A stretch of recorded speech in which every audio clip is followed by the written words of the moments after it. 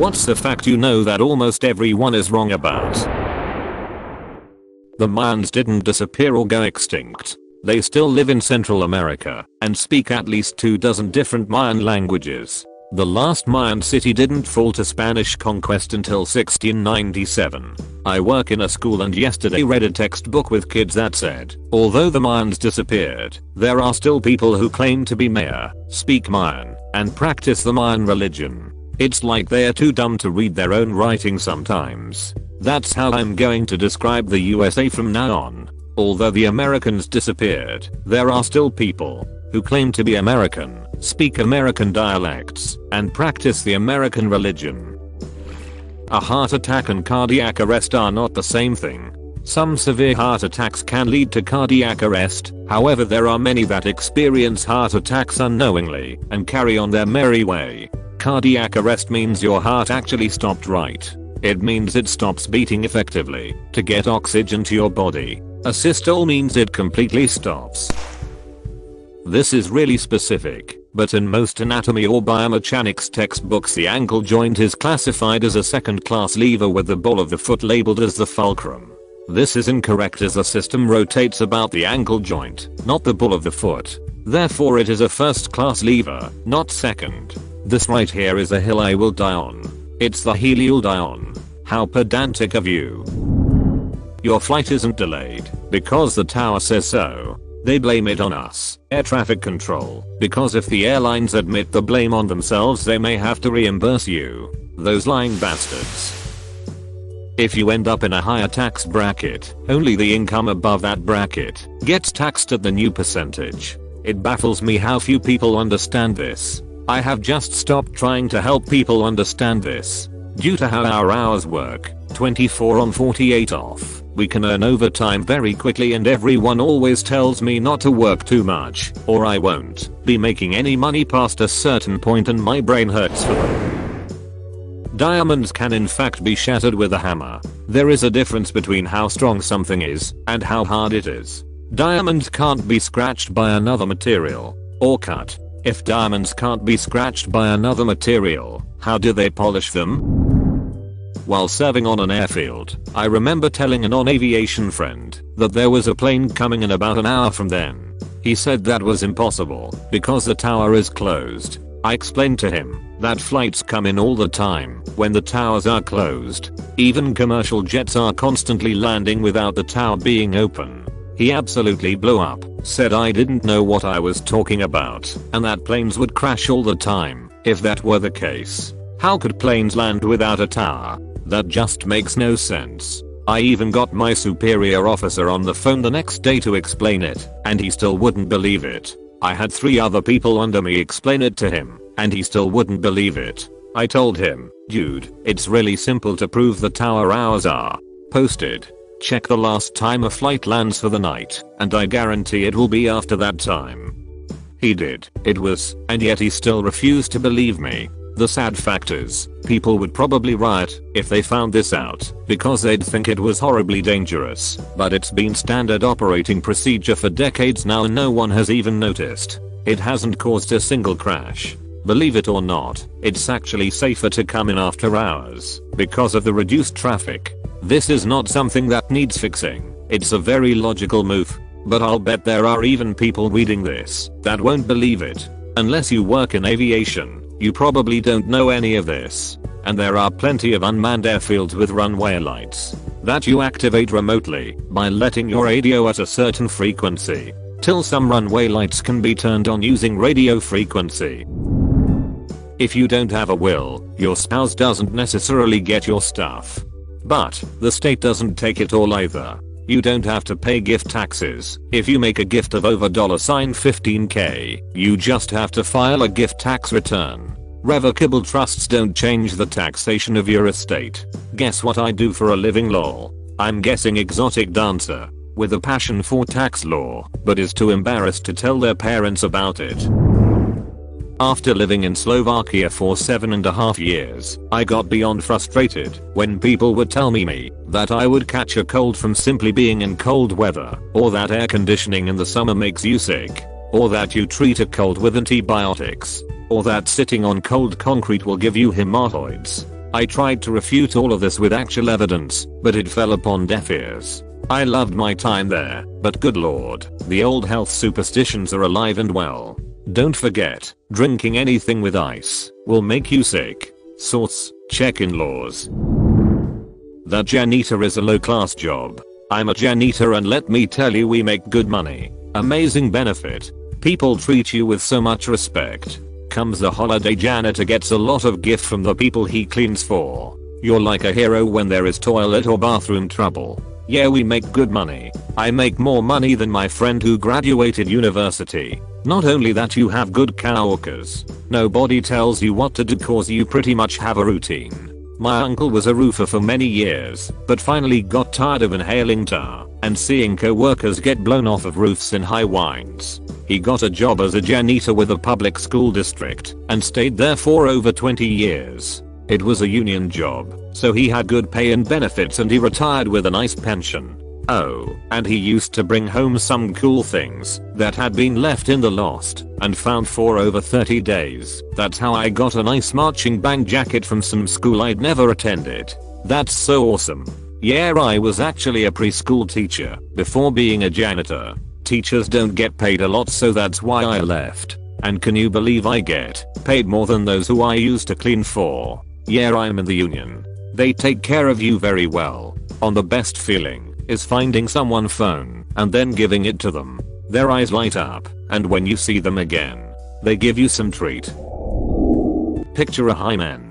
If you're thinking of a sort of sheet or membrane that covers the vag and is popped by intercourse, you're wrong. It's actually a thin piece of tissue that only partly covers the entrance to your vag. There are some cases where it does completely cover it. This is known as an imperforate hymen. Can cause some not insignificant health issues and is very rare. It doesn't always hurt when it breaks. It's as likely to be broken by accident long before you have sex as it is to be pristine when you do, and sometimes it just disappears by itself without breaking. Either way, despite the idea that it's some sort of foolproof virginity test, whatever you define virginity as, anyway, it's still a pretty vague concept. It leaves a lot to be desired. That fun fact, you eat 8 spiders in your sleep each year. If you even think about it a little bit, it makes no sense. A lot of American homes don't have an abundance of spiders, and they usually just tend to their webs or live in areas without a lot of foot traffic. They usually don't even intentionally crawl into someone's bed because it offers no prey, and spiders only view us as part of the landscape because we're so big. Spiders would also most likely be scared of sleeping people because of the vibrations caused by breathing and or snoring. A lot of people don't actually sleep with their mouth open, and if they do, they are probably snoring, which again repels spiders. Also, I know not everyone believes this, but apparently at my school it's still being taught that blood is blue until it interacts with oxygen. Blood is never blue, it's just a darker red. The reason veins are blue is because of the way light penetrates your skin. It helps to use blue to represent an oxygenated blood in diagrams of the circulatory system, rather than using red and a darker red. It makes it easier to print and to understand. Oh yeah, I know, but I've heard teachers say that blood is actually blue in your veins. Liking things neat isn't necessarily OCD. Being anxious only sometimes is different to having anxiety. Telling someone to calm down or to relax during a panic attack doesn't help. Being anxious is being in the woods, seeing a bear and your brain going bear, run. Having an anxiety disorder is sitting at home eating a sandwich and your brain goes bear, run. If you're not consistent with disciplining your child, they will not understand the concept of consequences, and thus no matter how hard you try, they will continue to engage in the undesired behavior. You all would think that this is a basic thing for parents to understand, but nay. Little kid is an angel, and it is no big deal that he pushed a kid off a bike and the kid who fell may have a concussion. As a teacher, I see far too many parents coddle their children. Sorry love, your son is pushing kids for literally no reason. We have tried every behavior management and discipline strategy we could think of. Yet when you pick your son up at the end of the day and you sign the incident reports, you tell him not to worry and then give him candy and act like nothing happened. He's going to think what he did is okay and continue to do it. Parents, please believe your child's teachers when it comes to their behavior. We just want to have a future where the generation who is going to end up taking care of us isn't full of assholes. Assault rifles are used in a very large number of homicides and need to be banned. 1. An assault rifle is select fire and is capable of burst or fully automatic fire. No firearm capable of such, produced since 1986, is legal to own. Assault rifles are already banned. They mean assault weapon. 2. Assault weapons are not capable of burst or automatic fire and are classified as such arbitrarily based on cosmetic and/or ergonomic features because they look scary or are similar in appearance to actual assault rifles, despite functioning differently. 3. Every year in the US, there are more homicides committed with personal weapons, fists, feet, etc., than with rifles, which is all rifles combined, not just scary black rifles. Most gun homicides are, in fact, committed with illegally obtained handguns, not lawfully owned scary black rifles. 4. Any sort of rifle ban, because it bans something used in a comparatively tiny minority of homicides, will have a negligible effect on homicides. Bad vibes are a thing, but they are not what you think. When others feel stressed or scared, they emit a chemical transmitter that everyone in a radius around them perceives unconsciously. If you're close enough, your body will react with a pre-programmed response. Usually your pupils dilate, heart rate increases, and cortisol, a stress hormone, will spike. You will go into fight or flight response. This is something we adapted to as humans evolved. If a person perceived a threat, say, a tiger nearby, and not everyone could see it, their fear experience had the advantage of being contagious, so to speak. A lot of the time, the people we come in contact with make us feel bad because they are stressed or scared. Our bodies are reacting to the amount of our need for survival. People who are constantly anxious have anxiety that is literally contagious. We created the terrorists on a few different levels. It's a shame no one will read this. 1. Every drone strike that takes out civilians is killing someone's father/brother/mother/sister. There have been a lot of civilians killed. If someone had troops in the US and killed my brother, I would be building IEDs myself. 2. We literally trained Osama bin Laden and the Taliban in the 80s to fight the Russians. We then, decades later, created and funded the Islamic State to fight the Taliban. 3. Have you seen the movie Charlie Wilson's War with Tom Hanks? This one should have been first in the list as it is a giant part of what created 1 and 2. We gave Afghanis weapons, money, etc. to fight the Russians in our proxy war which destroyed their country essentially. Naturally hospitals/schools/roads/infrastructure needed to rebuild, after which we promised and never delivered on. Any guerrilla fighter in the Middle East over 40 very much remembers this as it started the push to radicalize. We left these people hanging when they direly needed our help because no more Russians.